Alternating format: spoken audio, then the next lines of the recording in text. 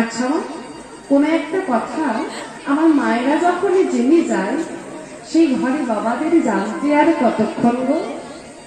তাই এইভাবে কানাকানি হতে হতে নবদ্বীপবাসী সবাই জেনে গেল যে নারায়ণী দেবীকে দেখে বোঝা যাচ্ছে গর্ভবতী।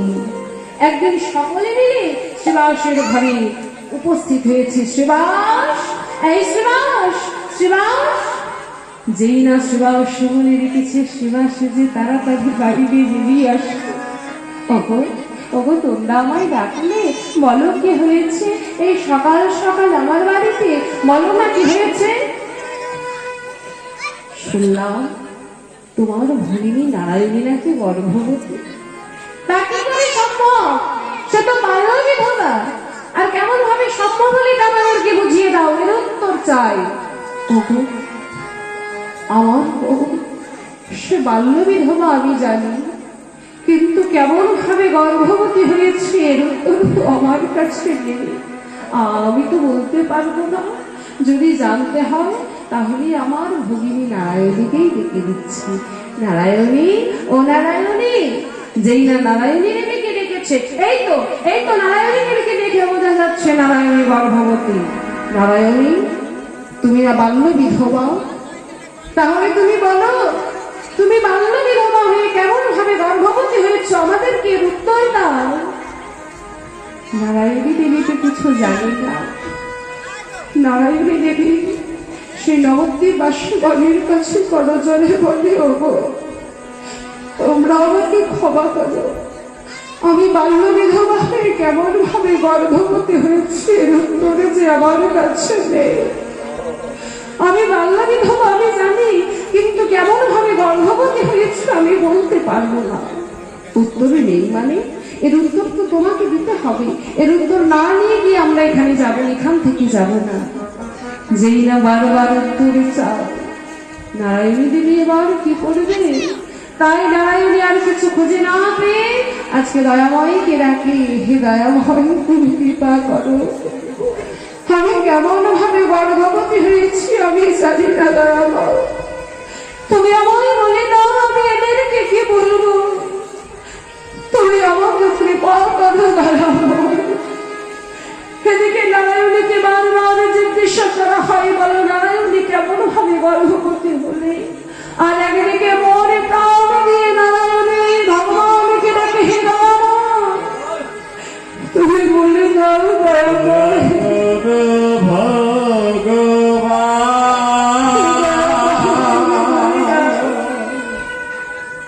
কৃপা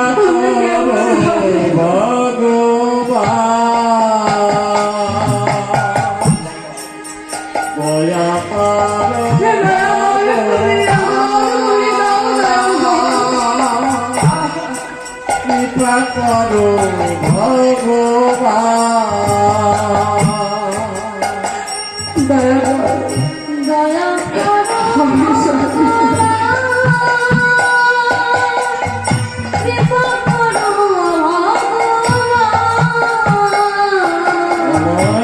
সংসারে সায়রে পাঠাইছ তুমি,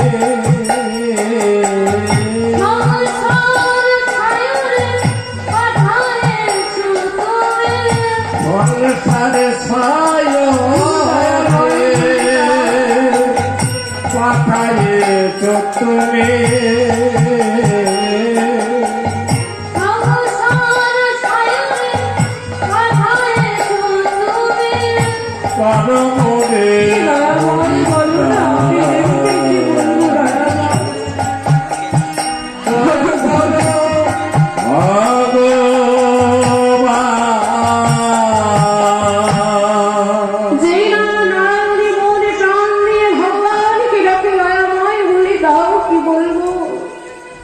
মাগো ভগবান যে কারোর চোখের জল শুনতে পারে না। কে যেন নারায়ণীর কানে কানে বলে দিল, নারায়ণী এর উত্তর যে তোমার কাছে দেই, এর উত্তর তুমি দিতে পারবে না। এর উত্তর যদি ওদেরকে দিতে হয় ওদেরকে বলো ওরা যেন তোমার গর্ভকে জিজ্ঞাসা করে, ওগো এর উত্তর যদি জানতে হয় আমার কাছে নেই, আমি দিতে পারবো না। যদি জানতে হয় আমার গর্ভকে জিজ্ঞাসা করো। বেশ, বলো এই গন্ধে কি আছো, উত্তর দাও, নইলে তোমার জন্য যে একটা প্রাণ বধ হতে চলেছে, তোমার জন্য একটা প্রাণ কলঙ্কিনী হতে চলেছে। যেই না বলেছে তোমার জন্য একটা প্রাণ বধ হতে চলেছে, যেই না বলেছে তোমার জন্য একটা প্রাণ কলঙ্কিনী হতে চলেছে, সঙ্গে সঙ্গে নারায়ণী দেবীর গর্ভ থেকে উত্তর বেরিয়ে এলো, কি গো?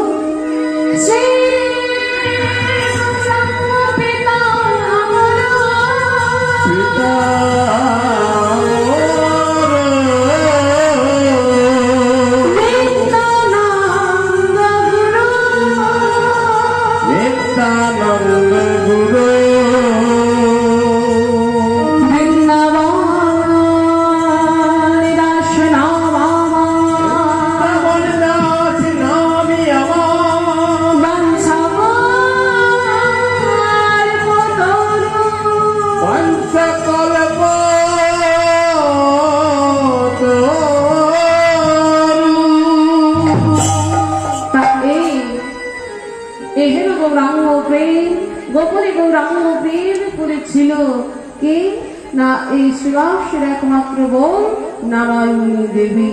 তাই বলছে হেন গৌরাঙ্গ প্রেম কেন বা করিল, গোপত গৌরাঙ্গ প্রেমে ওই করে গেল।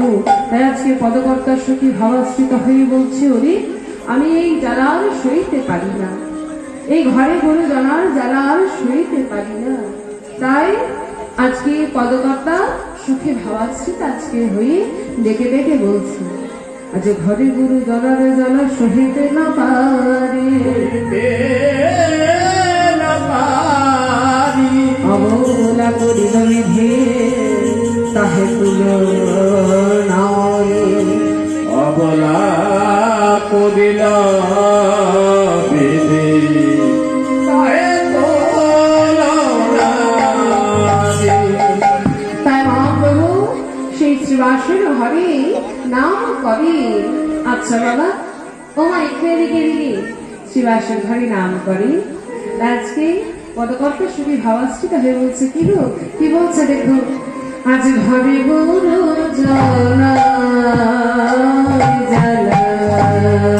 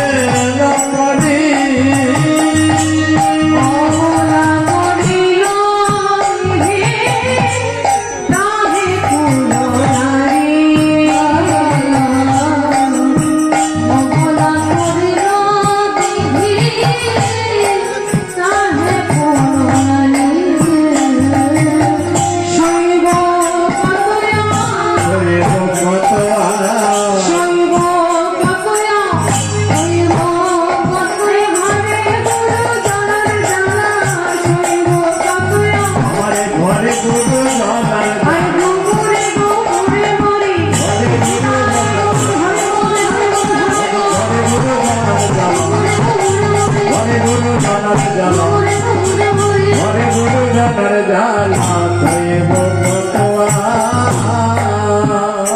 তাই সখী আজকে ভাবশ্রীতা হয়ে পদকর্তা এই কথা বলছে না বাবা। মহাপ্রভু যে সেবা সাঙ্গিনায় হরিনাম করছে রোমায়ের দিকে আজকে মহাপ্রভু আমার সকল ভক্তদের সঙ্গে লয়ে আজকে হরিনামের মধ্যে আছে। আজকে হরিনাম করছেন মহাপ্রভু সকল ভক্তদের সঙ্গে লয়ে। কিন্তু বাবা এক ভক্ত দূরে দাঁড়িয়ে দাঁড়িয়ে এই লীলা দর্শন করছে আর অঝোর ঝরি নয়ন জলে বাড়ি বর্ষণ করছে। সে কে গো? সে এক ভক্ত, কিন্তু সে মহাপ্রভুর কাছে যেতে পারছে না। একটু আসতে বলো, একটু আসতে বা একটু আমার দিদি। সেই ভক্ত কিন্তু মহাপ্রভুর কাছে যেতে পারছে না। বেশ কিছুটা দূরে দাঁড়িয়ে দাঁড়িয়ে এই লীলা দর্শন করছে আর অঝোর ঝরি নয়ন জলে বাড়ি বর্ষণ করছে। মাগো, কিন্তু প্রভুর সাথে অন্তরে জানি, সে সবই জানে। প্রভু অন্তরে জেনে নিল যে আমার এক ভক্ত খুব কাছের ভক্ত, আমার কাছে আসতে পারছে না। বেশ কিছুটা দূরে দাঁড়িয়ে দাঁড়িয়ে আমার জন্য সে অঝোর ঝরে নয়ন জলে বাড়ি বর্ষণ করছে আর আমার এই লীলা দর্শন করছে। বাবা, প্রভু আমার এই লীলা করতে করতে যে না সে ভক্তের দিকে তাকিয়েছে, সেই ভক্তকে প্রভু আমার ইশারাই ডাকছেন। যেই না ইশারাই ডাকে, সেই ভক্ত মাথা নাড়া দিয়ে বলে কি না। আবারও ডাকলেন প্রভু এসো। আবার সেই ভক্ত মাথা নাড়া দিয়ে বলে না। আবারও ডাকলেন এসো, আমি তোমায় ডাকছি, তুমি আসবে না? না মায়াময়, তুমি আমাকে দেখো না, তোমার কাছে আমি তোমার কাছে যাব না। কেন? আমি তোমায় এতবার ডাকছি, তুমি আমার কাছে আসবে না? না দয়াময়, তুমি আমায় দেখো না দয়াময়, তুমি আমাকে ডাকলেও যে আমি তোমার কাছে যাব না। আমি দূর থেকে যে তোমার অপরূপ লীলা দর্শন করছি দয়াময়, তুমি যদি আমায় ডেকে নাও, আমি যদি তোমার কাছে যাই,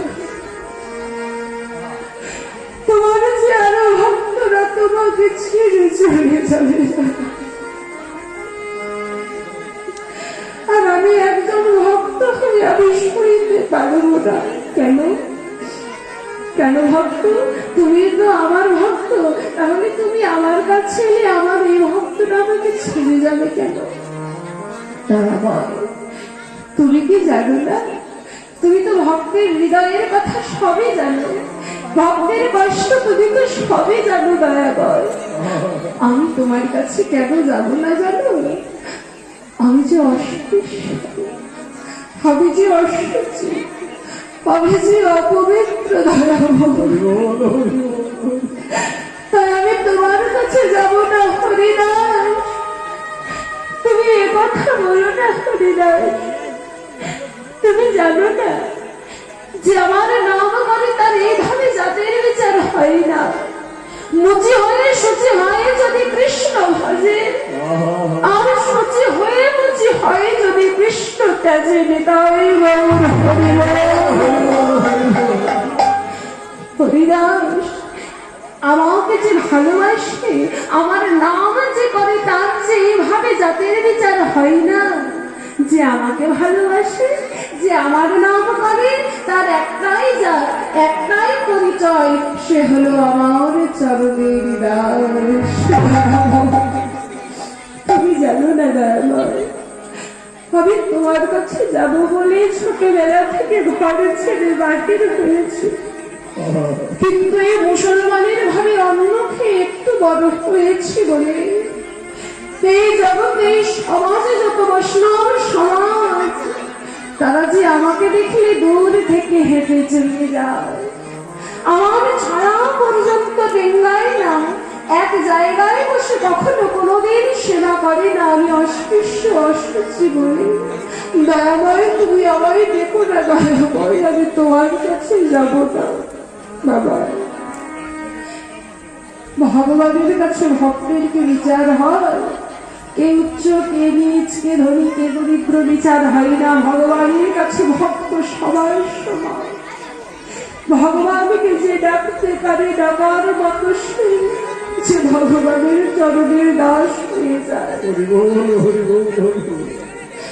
বারবার বলাতেও যখন হরিদাস আসে না, প্রভু বলছে, হরিদাস আমি তোমায় কতটা ভালোবাসি জানো? তুমি জানো না, তুমি হলি আমার এই হৃদয়ের একটা অংশ, জানো হরিদাস? দেখো কি ভাব।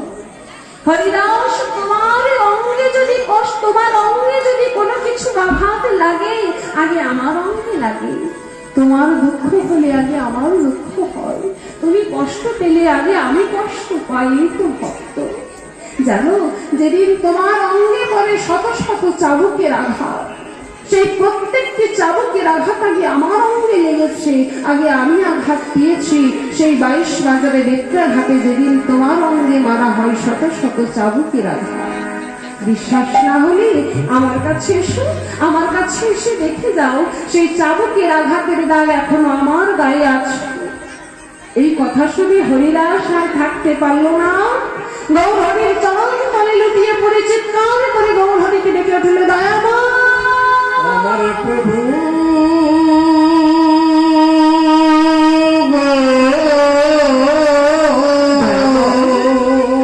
ও দয়াময়, তুমি আমার কোনে কোথায় আর বলো না, আমি যে আর সইতে পারছি। তুমি আমার মতো পাষণ্ডকে তোমার চরণে ঠাই দিয়েছ দয়াময়। হরিদাস, তোমার জায়গা আমার পদতলে নয়, ওঠো, তুমি আমার হৃদয় মাঝে আসো, আমার হৃদয়ের একটা অংশ তুমি। আজ হরিদাসকে বক্ষের মধ্যে জড়িয়ে বলছে, জানো হরিদাস, এই যে এত এত ভক্ত দেখছি, এরা সবাই আমাকে ভালোবাসে, কিন্তু কেন জানো? আমার কাছ থেকে কিছু পাবার আশায়। আমার কাছ থেকে কেউ কিছু চাইলে যদি ডাকে, ডাকার মতো ডাকে, আমি যে না দিয়ে থাকতে পারি না, তাই আমাকে ভালোবাসে। কিন্তু হরিদাস, তুমি আমার ভক্ত হয়ে আজও পর্যন্ত তুমি নিজের জন্য কিচ্ছু চাইলে না। আজ বলো তুমি কি চাও? তুমি যা চাইবে আমি তোমাকে তাই দেব। দয়াময়, এই বাহ্যিক জগতে সবাই চাই কেন? তার আপনের জন্য, তাই তো না?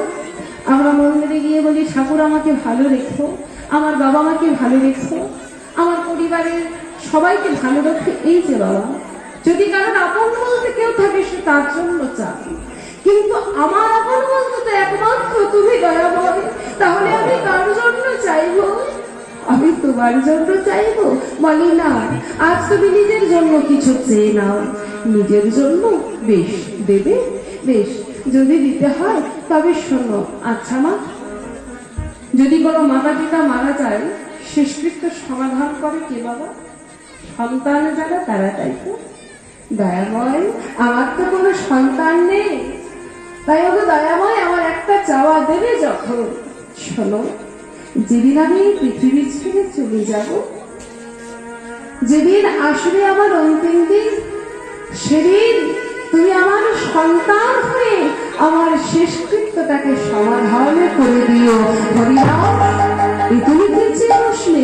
তুমি আমার ভক্ত, আর ভক্তকে আমি কেমন ভাবে বলতে পারি, হ্যাঁ হরিদাস তুমি আমার আগে পৃথিবী ছেড়ে চলে যাও, আর তুমি পৃথিবী ছেড়ে চলে গেলে আমি তোমার সন্তান হয়ে শেষকৃত্যটা সমাধান করব।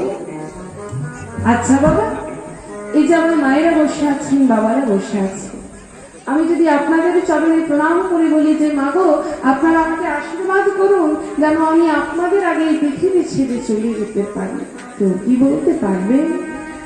কোনো মা যেমন বলতে পারি না, কোনো বাবা যেমন বলতে পারি না, আজ ভক্তকে ভগবান কেমন ভাবে বলে? বেশ হরিদাস, চেয়েছ যখন, তোমার এই মনের ইচ্ছা আমি গোবিন্দ চরণে অর্পণ করলাম। বাবা, ভক্ত থেকে ভক্ত যে বড় চতুর হয়, ভগবানের থেকে ভক্ত বেশি বড় চতুর। দয়াময়, হরিদাস জানে প্রভু আমার লীলা সম্বরণ করে অপ্রকট হবে, তাই বলেছিল দয়াময় আমার আর একটা চাওয়া কি? যেদিন আসবে আমার অন্তিম দিন, যেদিন আমি এই পৃথিবী ছেড়ে চলে যাব, আমি শেষ নিঃশ্বাস ত্যাগ করবার আগে ওগো দয়াময়, হৃদয়ে ধরিব তোমার যুগল চরণ, নয়নে হেরিব তোমার শোচান বদন, বদনে বলিব হাম শ্রীকৃষ্ণ চৈতন্যের নাম, চৈতন্যের নাম। আর এই নাম বলতে বলতে জানো বাহির হয় প্রাণ হৃদয় গৌর হরিবল।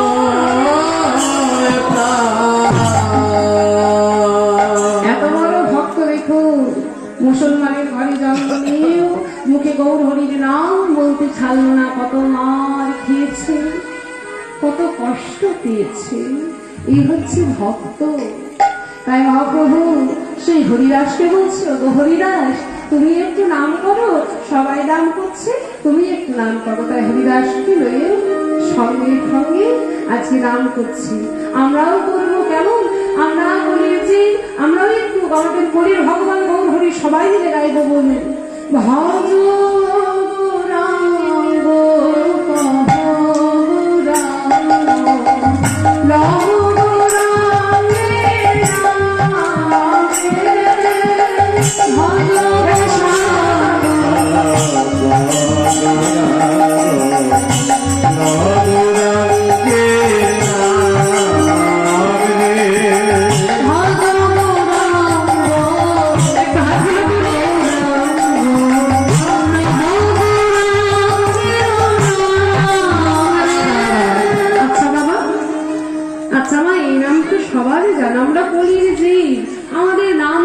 সম্বল নেই বাবা, আমাদের একমাত্র সম্বল এই হরির নাম।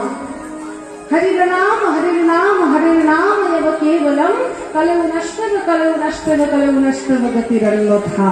হরি নাম ছাড়া গতি নাই, গতি নাই, গতি নাই। তাই চলুন একটু হাত মেলে তুলে বলুন, এই নাম তো সবার জানা। চলুন সকলে তুলুন, আমার বাবারাও তুলুন সকলে। ভজ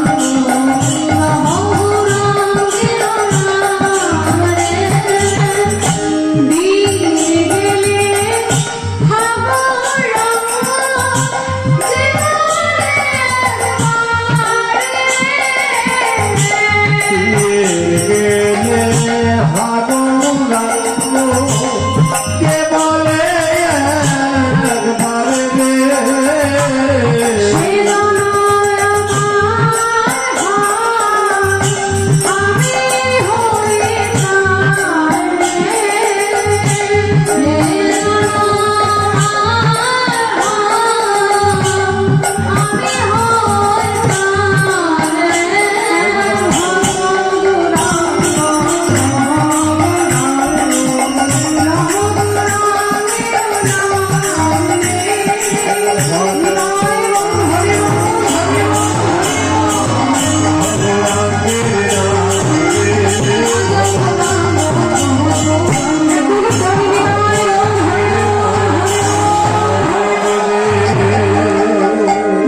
খুব সুন্দর নাম হয়েছে।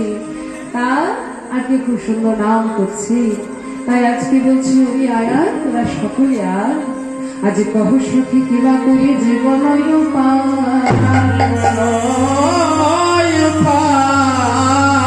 বাসুদেব ঘোষে কহে বুঝি কেন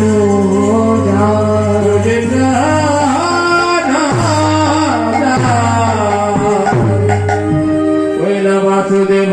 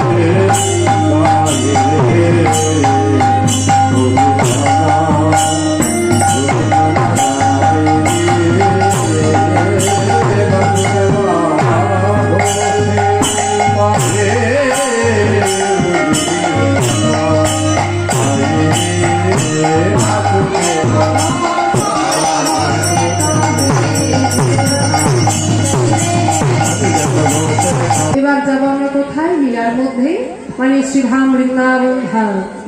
তাহলে চলুন বৃন্দাবন ধাম যাবো।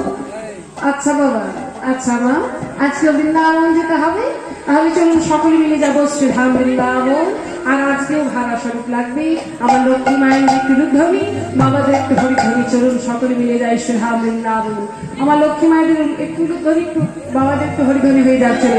হৃদয় গৌর প্রাণান্নে হরিবল, হরিবল, হরিবল। চলুন আমরা একটু ধ্বনি করতে করতে, একটু হরিধ্বনি করতে করতে যাই শ্রীধাম বৃন্দাবন। একটা ভজনের মাধ্যমে কি বলছে? হোম মেরে রঘুনা नाम के हो मैंने रखना नाम के मैंने रखना गयो राम की मैंने रखना गयो राम की मैंने रखना गयो राम की मैंने रखना गयो राम की मैंने रखना लगायो राम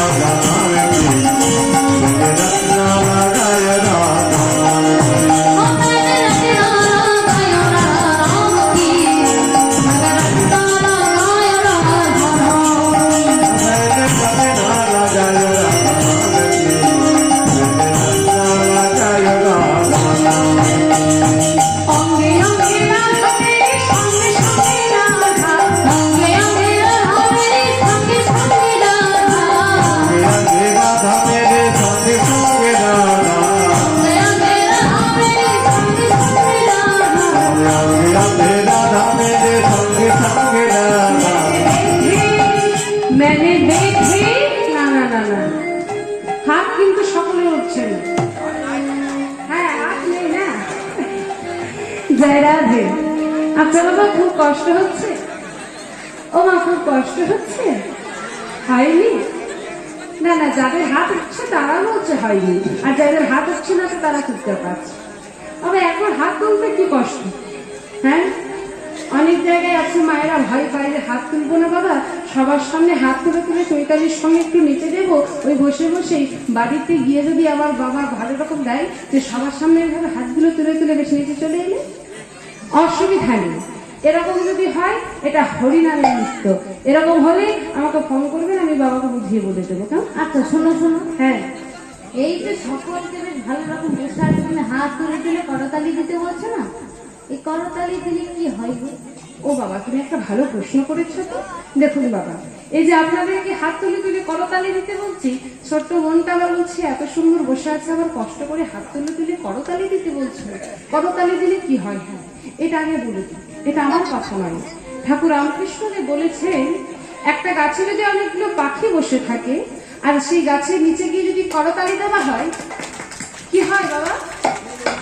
বাহ, পাখিগুলি সব উড়ে চলে যায়, তাই তো? তত্র আমাদের এই দেহ বৃক্ষে 6টি রিপু পাখি বসবাস করে। কাম, ক্রোধ, লোভ, মোহ, মদ, মাৎসর্য, এই 6টি রিপু পাখি আমাদেরকে নাম করতে দেয় না, নাম শুনতে দেয় না, নাম বলতে দেয় না। তাই আমরাও যদি করে করতালি দিয়ে নাম করি, দেহ থেকে পাপ পাখিগুলি উড়ে চলে যাবে। এবার আপনাদের ডিসিশন, দেহ থেকে পাপ পাখিগুলো উড়িয়ে দেবেন না আবার বসিয়ে রাখবেন, এবার আপনাদের ব্যাপার। আচ্ছা, যারা যারা দেহ থেকে পাপ পাখিগুলো উড়াবেন তারা একটু হাত তুলুন, চলুন। मैंने रचना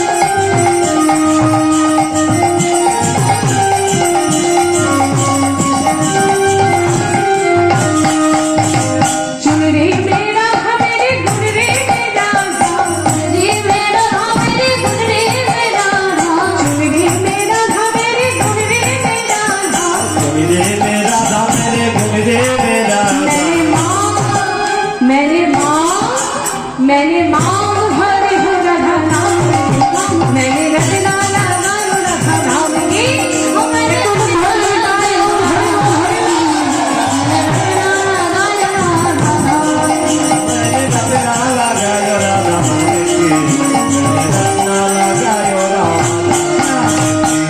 তাহলে বলছে मैंने मांग भरी हो रहा नाम। আচ্ছা মা, শুধু ভজন শুনে শুনে শুধু একটু হাত তালিও বাদ দিলে হবে না, একটু মানেগুলো জানতে হবে। এটা মীরার ভজন তো, ব্রজ ভাষা, তাই বলছে मैंने मांग भरी हो रहा नाम। আচ্ছা মায়েরা, মাঙ্গ মানে কি জানা আছে? সিঁদুর? না না, সিঁদুর নয়, অনেকটাই আছেন। হ্যাঁ ঠিক আছে, ভুল হোক সঠিক হোক বলবেন, অসুবিধা নেই, হয়নি, লজ্জা নেই, বা অনেকটাই আছে। মাঙ্গ মানে হচ্ছে সিথি। আচ্ছা, এখানে আমার সদবা মায়েরা যারা বসে আছেন সিথিতে সিঁদুর পরেছেন।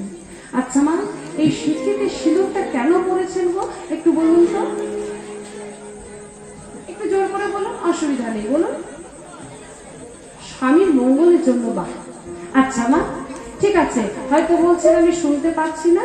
এবার একটু একটা কথা বলুন যে আপনারা কটি জায়গায় সিঁদুর পরেন, এটা একটু হাত তুলে দেখান। কটি জায়গায়? 5।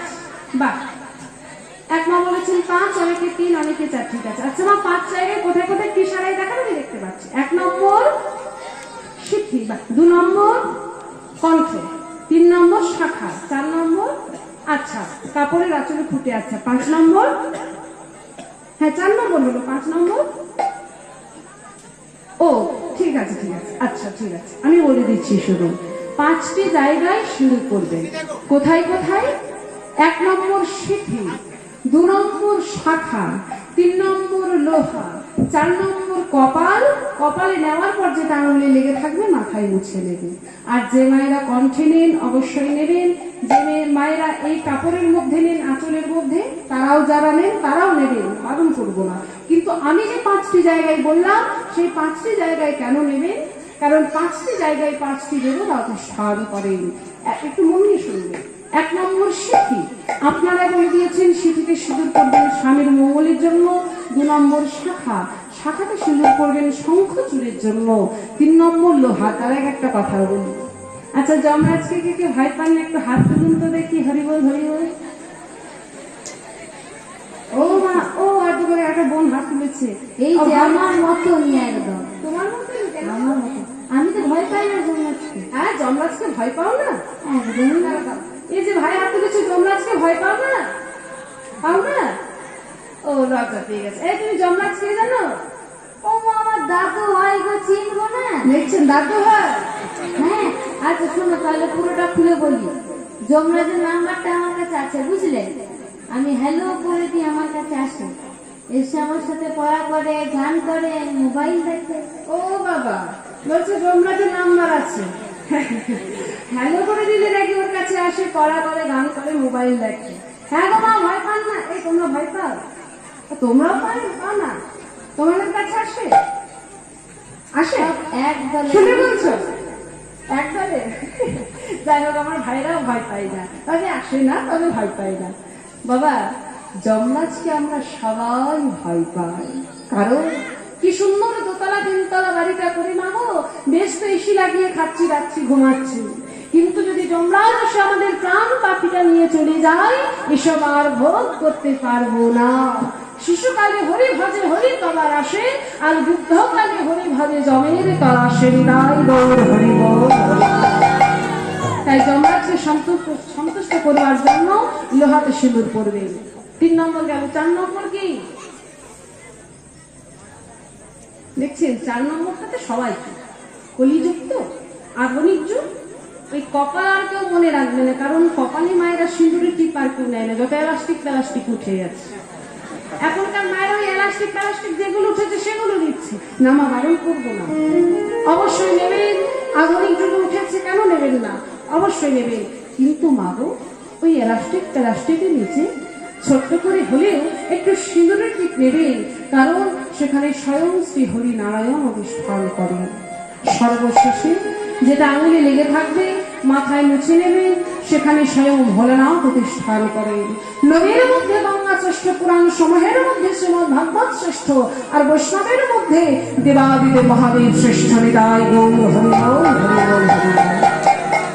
আজকে তো রাত্রিবেলা হয়ে গেছে, কালকে থেকে 5টি জায়গায় সিঁদুর করবেন। হ্যাঁ, আর একটা কথা মনে পড়ে গেল, বলে দিই। এই যে মায়েরা সিঁথিতে সিঁদুর করেন স্বামীর মঙ্গলের জন্য, মানে বাবাদের মঙ্গলের জন্য। হ্যাঁ, একবার হয়েছিল কি, সেটাও আমার সিঁদুর করছে, আয়নার সামনে বসে সিঁদুর করছে। এমন সময় হনুমান দেখেছে যে মা সিঁদুর করছে। হনুমান, সে তো বানর, কিছুক্ষণ পর বলছে, ও মা, তুমি যে ওই মাথার মধ্যে রংটা লাগালে, তা কেন লাগালে আমায় একটু বলবে? আমি দেখলাম দাঁড়িয়ে দাঁড়িয়ে তুমি আয়নার সামনে বসে বসে মাথায় বেশ একটু রং লাগালে। বলে, ওরে, এটা রং না রে, এটা হলো সিঁদুর। আচ্ছা মা, বলো না, তাই যদি হয় এই সিঁদুর পরলে কি হয়? কেন পরলে? কেন করলাম জানিস? এই সিঁথিতে সিঁদুর পরলে স্বামীর মঙ্গল হয়। স্বামীর মঙ্গল? স্বামীর মঙ্গল মানে তোমার স্বামী মানে তো আমার প্রভু। আচ্ছা আচ্ছা, প্রভুর মঙ্গল হবে তাই তুমি সিঁদুর পরেছো? বলে, হ্যাঁ। বেশ, এই বলে মা বেরিয়ে গেছে। মায়ের 3 কৌটো সিঁদুর রাখা ছিল। হনুমান করেছে কি বাবা, সেই 3 কৌটো সিঁদুর খুলে ওই যে মা বলে দিয়েছে তার প্রভুর মঙ্গলের জন্য সিঁথিতে সিঁদুর পড়েছে। তাই করেছে কি, 3 কৌটো সিঁদুর খুলে একদম পদ থেকে মস্তক অবধি সর্বাঙ্গে সিঁদুর মেখে একদম যেখানে প্রভু আছে, মা সীতা আছে, লাফাচ্ছে। হনুমান, তুমি কি করেছো? সর্বাঙ্গে সিঁদুর মেখেছো কেন? প্রভু, ওই যে মা বললো এটা নাকি সিঁদুর, আর একটু খানিক লাগাচ্ছিল, আর সেখানে লাগালে নাকি তোমার মঙ্গল হবে, তাই আমি সর্বাঙ্গে মেখে নিয়েছি, যাতে তোমার একটু নয়, তোমার অনেকটা মঙ্গল হয়। এত বড় ভক্ত ছিল হনুমান। তাহলে মায়েরা আগামীকাল থেকে 5টি জায়গায় সিঁথিতে সিঁদুর করবে। মীরার ভজনের মাধ্যমে কি বলছে? হোম मैंने माँ हाय हो रहा है, मैंने रखना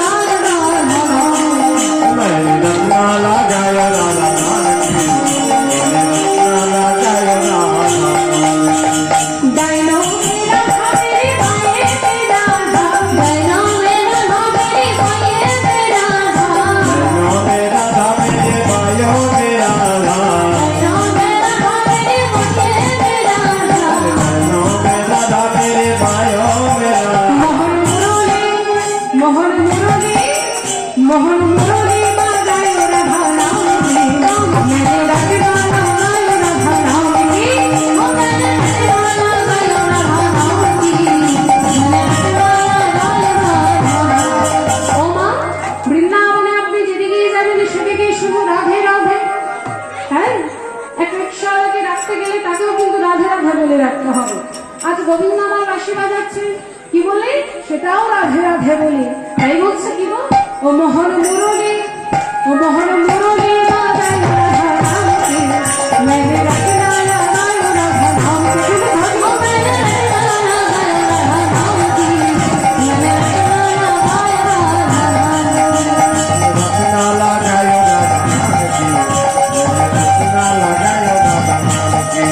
मैंने रखना लगायो राधा नामके, मैंने रखना लगायो राधा नामके।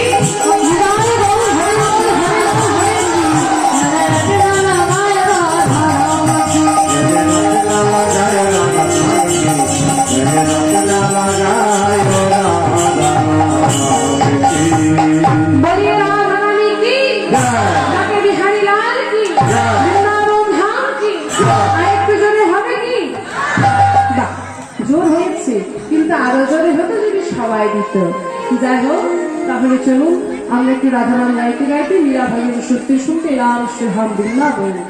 আজ আমরা যে লীলাটি আস্বাদন করব, লীলাটির নাম হচ্ছে শ্রীমতী রাধারানী কলঙ্ক ভঞ্জন বা কলঙ্ক মোচন।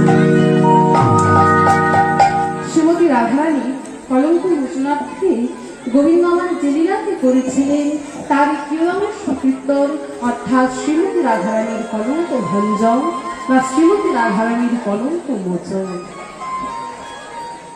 বাবা, একদিন শ্রীমতী রাধারানী আমার তার প্রাণ বল্লভের কাছে গিয়ে বলছে, বধূ, আমি শুনেছি শাস্ত্রে বলেছে অহল্যা দ্রৌপদী কুন্তিকা মন্দগরী পঞ্চকন্যা শরণ নিত্যং সর্ব পাপ বিনাশন।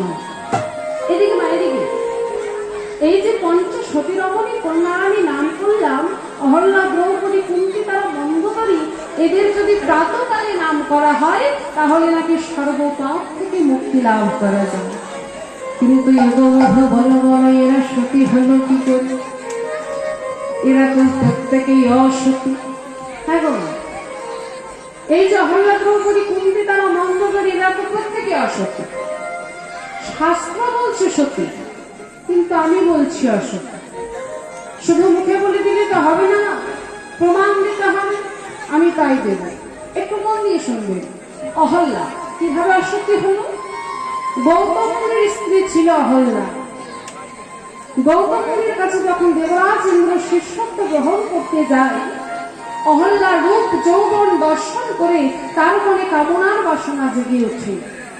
যখন গৌতম মুনি স্নান করতে যায়, তখন তার শিষ্য দেবরাজ ইন্দ্র গৌতম মুনির বেশ ধরে অহল্যার সঙ্গে সহবাস করে, অহল্যার সতীত্ব নষ্ট করে। তার ঔরসজাত একটা সন্তানও ছিল, যেটা শ্যাওড়া গাছ হতে জন্ম দিয়েছে।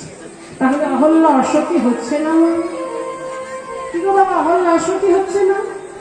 দ্রৌপদী, দ্রুপদ রাজার একমাত্র কন্যা দ্রৌপদীর যখন বিবাহযোগ্য বয়স হয়, তার পিতা দ্রুপদ রাজা বাড়িতে একটা স্বয়ংবর সভা করে।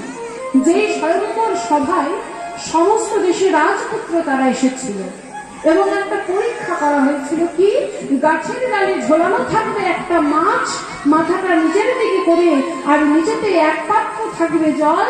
সেই জলের দিকে লক্ষ্য করে মাছের চোখে তীর বৃত্ত করতে যে পারবে, সে হবে আমার মেয়ের বিবাহযোগ্য পাত্র। কি গো বাবা, কে পেরেছিল? ও মা, কে পেরেছিল গো? অর্জুন। বা ঠিক, অর্জুন। অর্জুন যখন এই পরীক্ষায় উত্তীর্ণ হয়ে গেছে, দ্রুপদ রাজাকে তো তার মেয়ে দ্রৌপদীকে তুলে দিতে হবে।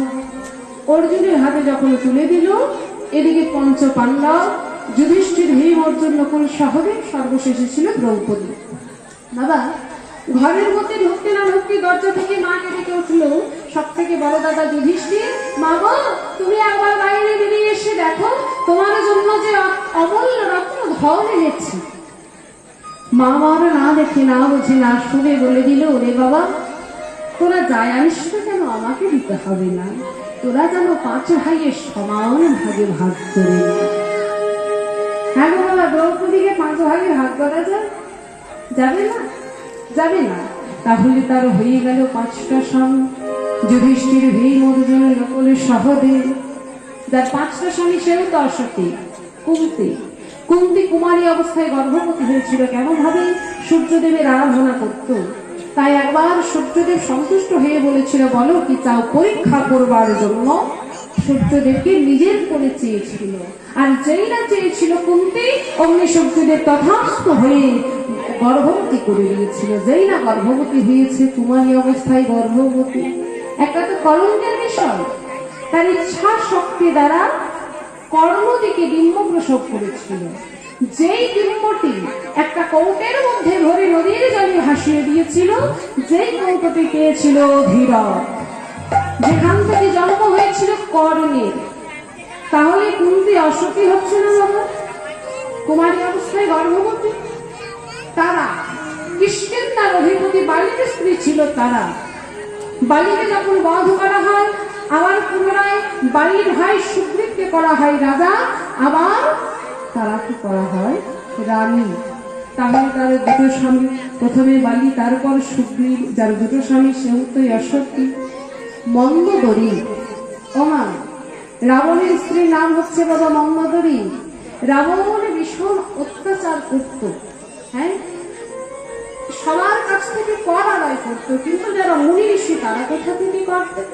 তারা যখন কর দিতে পারত না, তাদেরকেও ছাড়তো না। তাদের শরীর থেকে রক্ত শুষে একটা ভাণ্ডের মধ্যে ভরে রেখেছিল। সেই ভাণ্ডটা যখন আনি, মন্দোদরী জিজ্ঞাসা করেছিল, গো এই ভাণ্ডের মধ্যে কি আছে? বলেছিল, শোনো মন্দোদরী, এই ভাণ্ডের মধ্যে আছে গরল, বিষ, তুমি এটা নিরো না। যখন অধিক অত্যাচার আর সইতে পারছে না মন্দোদরী, তখন গরল ভেবে, বিষ ভেবে সেই রক্ত পান করেছিল। যে সেই রক্ত পান করে, ঋষির রক্ত, গর্ভবতী হয়ে যায়। রক্ত পান করে গর্ভবতী, এটা তো মহা মুশকিল। তাই মন্দোদরীও ইচ্ছা শক্তির দ্বারা একটা ডিম্ব প্রসব করে, যেটা সোনার কৌটের মধ্যে ভরে নদীর জলে ভাসিয়ে দেয়। যেই কৌটো ভাসতে ভাসতে ভাসতে ভাসতে থেকেছিল জনক ঋষির ক্ষেতে। জনক ঋষি যখন নিজের হাতে লাঙল ধরে, সেই লাঙলের ডগায় ওঠে সোনার কৌটো। সোনার কৌটোটা খুলে দেখে কি একটা কন্যা সন্তান। সেটা কে বাবা? সীতা। বাহ, তাহলে এখান থেকে জন্ম হয়েছিল সীতার। তাহলে মন্দোদরী সেও তো অসতী হয়ে গেল, ঋষিদের রক্ত পান করে গর্ভবতী হয়েছে। তাহলে অহল্যা, দ্রৌপদী, কুন্তি, তারা মন্দোদরী পঞ্চজন, তারা তো প্রত্যেকেই অসতী। তাহলে বলো বলো বধূ, এরা সতী হলো কি করে? ওগুলাতে তোমার কি মনে হয়? আমার মনে হয় একমাত্র তোমার ভজনা করে ওরা অসতী থেকে সতী হয়েছে। তাই যদি হয়, তবে বলো বলো, আমি তোমার ভজনা করে কেন কলঙ্কিনী হলাম? ওগুলাতে তুমি দুঃখ করো না, আজরাত তোমার কলঙ্ক মোচন করবো। দেখো দেখো, আজ শ্রীমতী রাধারানী কৃষ্ণ প্রেম করে কলঙ্কিনী হয়ে সতীদের কাছে বসে বিধির ওপর আক্ষেপ করে, বলে, শোনো সখী, কি বলছে দাদা? কি বলছে দেখো, বিধির মেধারে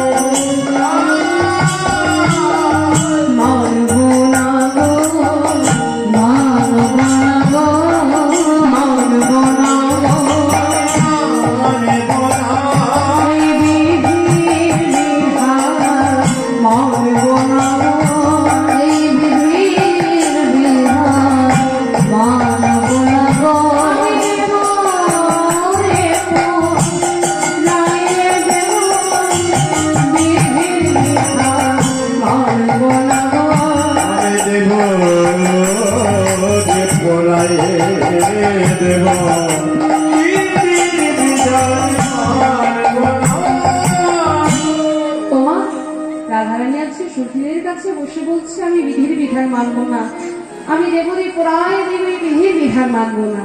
সখীরা বলছে, এই রাধে, এই রাধে, বলি বহুদিন তো গোবিন্দ সঙ্গ লাভ করেছিস, তা তখন কেন পড়া আসেনি? ওরে সখীরে, আমি যখন এই ঘর সংসারে ছেড়ে গোবিন্দ বদনে দর্শনে বঞ্চিত হই, তখন আমার কি হয় জানিস? এই রাধে কি হয়, কি হয় জানিস? তবে শোন শোন শোন, তোদেরকে বলি শোন। বিধি বলে মনে থাকে না রে, বিধি বলে মনে থাকে না রে, সকল ভাঙে যাই রে সখী, বিধি বলে মনে থাকে না রে।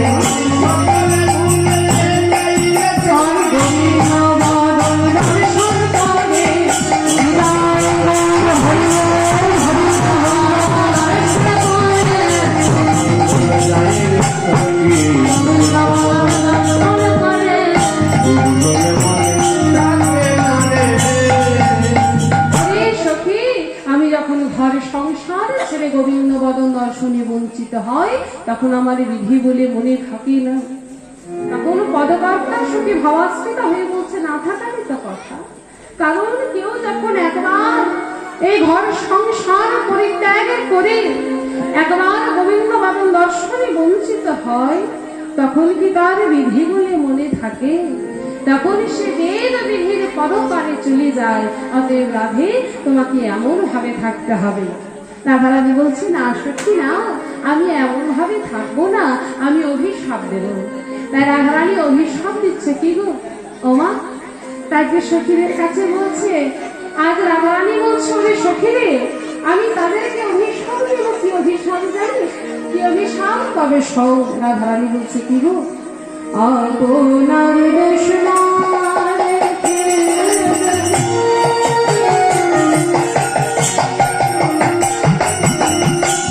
পরের দোষ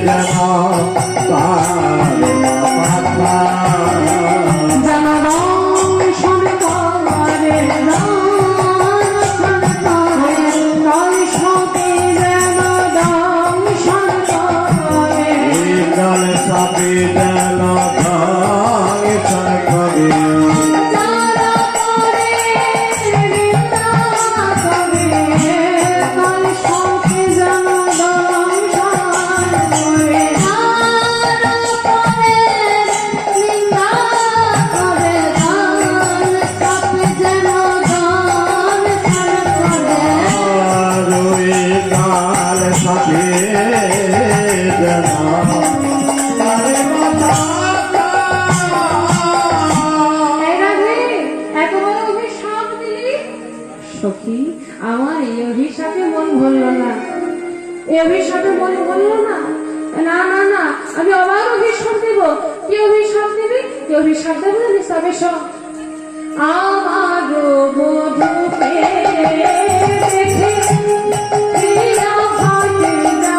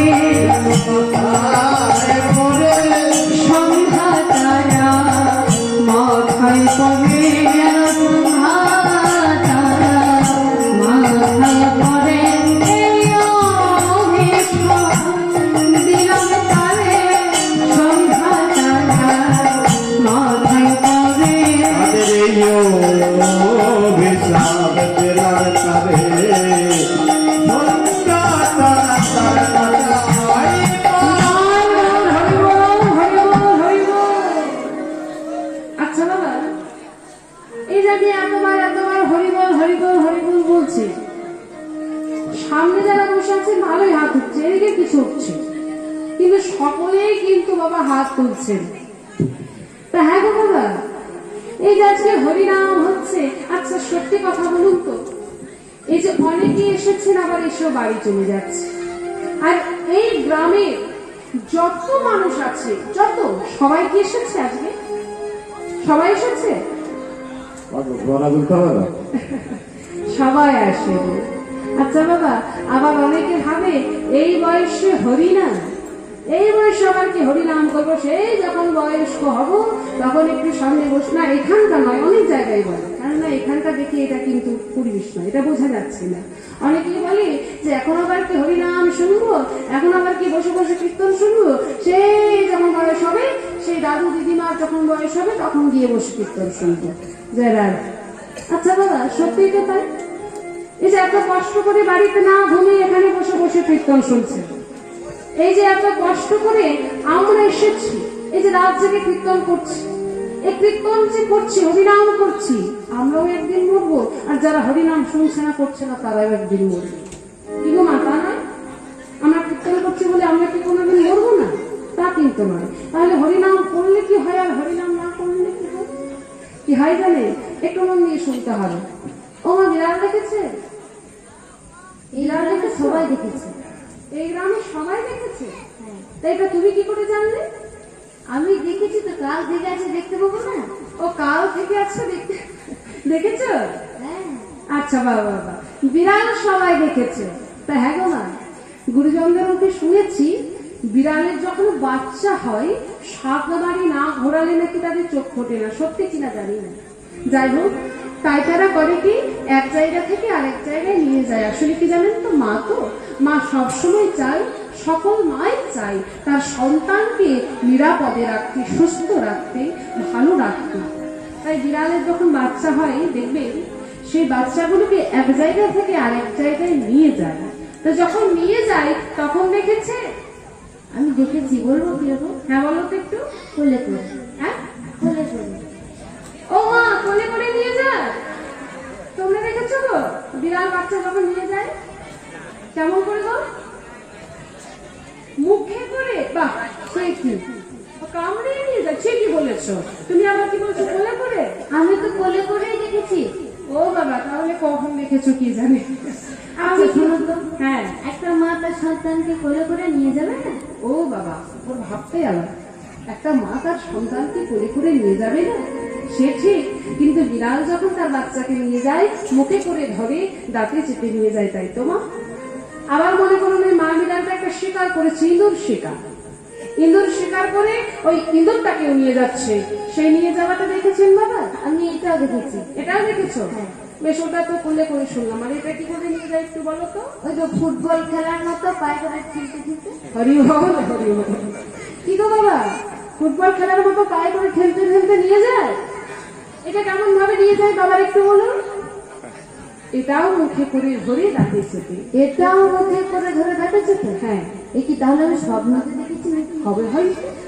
তাহলে মা, একটা বিড়াল যখন তার বাচ্চাকে নিয়ে যায় সেটাকে মুখে করে ধরে দাঁতে চেপে, আবার তখন একটা ইঁদুর শিকার করে ইঁদুর ধরে নিয়ে যায়, সেটাকেও দাঁতে করে ধরে আর মুখে করে ধরে আর দাঁতে চেপে নিয়ে যায়। তাহলে দুটোই মুখে করে ধরে দাঁতে চেপে নিয়ে যায়, তাহলে বাবা দুটো নিয়ে যাওয়া কি এক? কখনো এক নয়। কারণ একটা বিড়াল যখন তার বাচ্চাকে নিয়ে যায় মুখে করে ধরে দাঁতে চেপে নিয়ে যায়, কিন্তু প্রেম সে নিয়ে যায় যাতে একটা দাগও না বসে, একটু আঘাত যেন না লাগে সন্তানের গায়ে, এত প্রেম সে নিয়ে যায়। আবার যখন ওই ইঁদুরে নিয়ে যায় সেই একই ভাবে মুখে করে ধরে দাঁতে চেপে, কিন্তু এত জোরে শক্ত করে ধরে একবারে হরিবল বলতে বলতে নিয়ে যায়। তাহলে যারা হরিনাম করে, হরিনাম শুনে, ঠিক তেমনই ওই বিড়াল বাচ্চার মতো শেষের দিনে বিড়াল বাচ্চার মতো প্রেম সে পার হয়ে যায়। আর যারা হরিনাম করে না, হরিনাম শোনে না, শেষের দিনে ভবপারে যাওয়ার সময় ওই ইঁদুর শিকারের মতো কষ্ট পেতে পেতে, যন্ত্রণা পেতে পেতে যেতে হয়। তাই একবার আমরা যখন হাত পেয়েছি, দুটি বাহু তুলে বলুন দেখি, বদল পেয়েছি, একবার দুটি বাহু তুলে উচ্চস্বরে বদল ভরে বলুন, নিতাই গৌর প্রেমানন্দে হরি বল, হরি বল, হরি বল। আজকে রাধারানী বলছি, ওরে সখী রে, আমি যে এই অভিশাপ দিলাম এই অভিশাপে আমার মন ভরল না, তাই আমি আবার অভিশাপ দেব। তাই রাধারানী আবার অভিশাপ দিচ্ছে। কি গো, তাই রাধারানী আবার সখীদের কাছে বলছে, ওরে সখী আমি আবার অভিশাপ দেবো কি জানিস? তবে শোন শোন, আমার ধোকে দেখে যারা ভাবে আমার ধোকে দেখে যারা ভাবে বিন্দুপুরে তাদের যেন পুরে যায় ভয়। বিন্দুপুরে তাদের যেন পুরে যায় ভয়। আগুনে লাগে আগুনে লাগে আগুনে লাগে আগুনে লাগে বিন্দুপুরে আগুনে লাগে বিন্দুপুরে আগুনে লাগে আমার ধোকে যারা পর ভাবে বিন্দুপুরে আগুনে লাগে ওদিকে যারা পর ভাবে বিন্দুপুরে আগুন লাগে। এই লাগে, এটা আবার কেমন অভিশাপ রে? তুই যে অভিশাপটা দিলি একটু ভেবে চিন্তে দেখ তো। একখানা ঘর যদি আগুন লেগে পুড়ে যায় তারা তো আর একখানা ঘর তৈরি করে দেবে, কিন্তু রাধে এতে তোর লাভ কি হবে? বলে সখী রে, আমি এই বাচ্চা জগতে কোনো ঘরের কথা বলছি না রে, আমি কোন ঘরের কথা বলছি জানিস? যে ঘর আগুন লেগে পুড়ে গেলেও তৈরি করা যায় না, যে ঘর একবার ভেঙে গেলে আর কখনো করা যায় না, এমন যে ঘর, আমি সেই ঘরের কথা বলছি রে সখী। অর্থাৎ রাধারানীর বলবার উদ্দেশ্য হচ্ছে, আমি যেমন কৃষ্ণকে শ্রেষ্ঠ ভেবে আমার এই যৌবন অবস্থায় অন্তর্গৃহে গভীরভূত হচ্ছে, ঠিক আমার মতো তারাও যেন কামিতে বসে। সখীর একথা শুনে, আহা রাধারানীর একথা শুনে সখীরা বলে, ওগো রাধা, তোর মতো এমন ভাগ্য কার হবে? হা কৃষ্ণ বলে কেঁদে কেঁদে বেড়াবে বল্লাভে বর, তার হবে এমন ভাগ্য?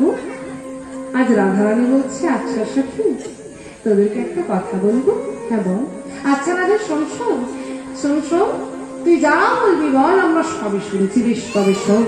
বলি আচ্ছা বলতো, কামানা যায় আছে যমুনা বাড়ি হরণী? রাধারানী বলছে সখীরে। সখীরা বলছে, আয় রাধে, ওই শ্রী যমুনায় জল আনতে কি না যাই রে রাধে? সবাই যায়, কিন্তু যোগ রাধে বলি তোর মতো ওই জল হেলে জল আনতে কেউ যায় না। আচ্ছা সখী দান হয় হলো? বলতে সখী কামনা যায়াথে মথুরা দধিত বিক্রয়া।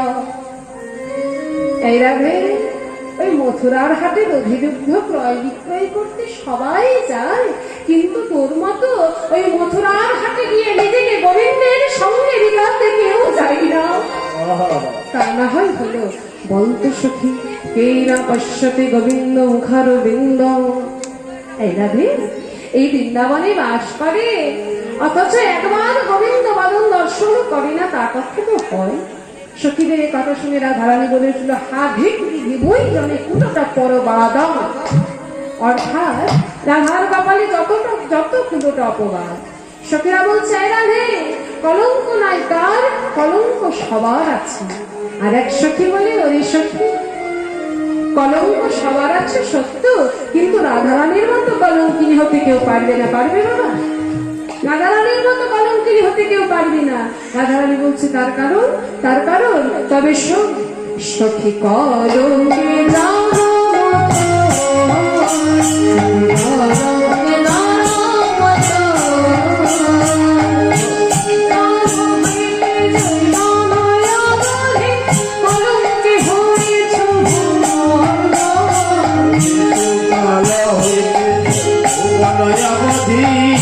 কলঙ্কে হয়েছে কলঙ্কে